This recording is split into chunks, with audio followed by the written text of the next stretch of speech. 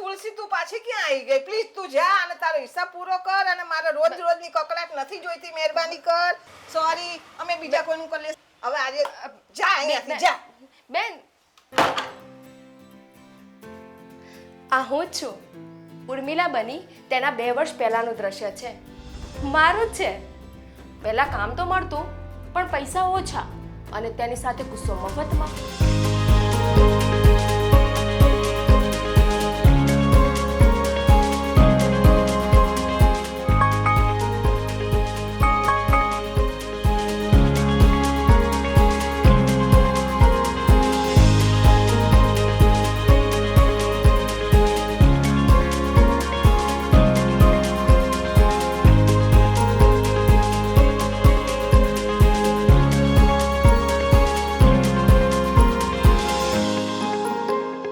ગમે તેટલી મથું પણ સમયસર પહોંચી જ ના શકું. જાણે સમય મારી આગળ દોડતો હોય. પછી મારા જીવનમાં પ્રવેશ થયો ઉર્મિલા ટ્રેનિંગનો. મારા જીવનનો નવો અધ્યાય શરૂ થયો. ત્યાંથી મળી મને ટાઈમ મેનેજમેન્ટની કેળવણી. સમયને કેવી રીતે પકડવો, કેવી રીતે સમયનો વપરાશ કરવો તથા દિવસના ભાગ પાડવા જેથી શરીરને આરામ મળે અને કામ પણ સમયસર પતી જાય. વળી કુટુંબ સાથે આનંદ માણવાનો સમય પણ મળે.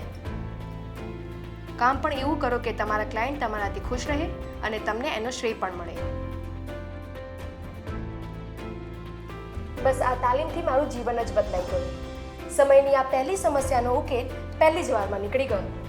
અમારા ટ્રેનિંગમાં એક સર આવતા હતા.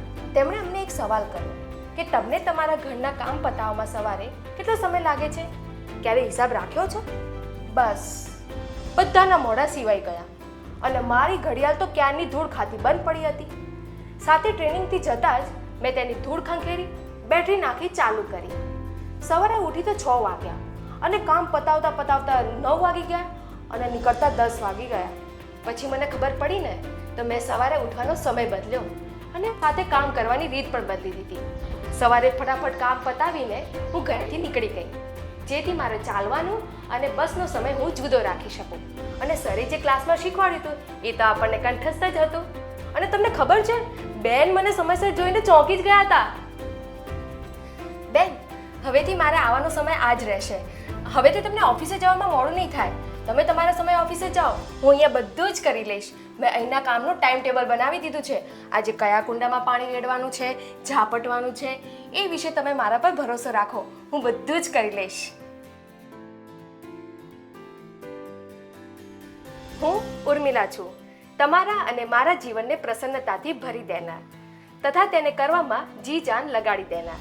કોઈ વાર રિક્ષા, કોઈ વાર બસ કે એક્ટિવા પર અમદાવાદના દરેક ખૂણે પહોંચી જાઉં છું. હું ઉર્મિલા છું. હમણાં જાઉં છું.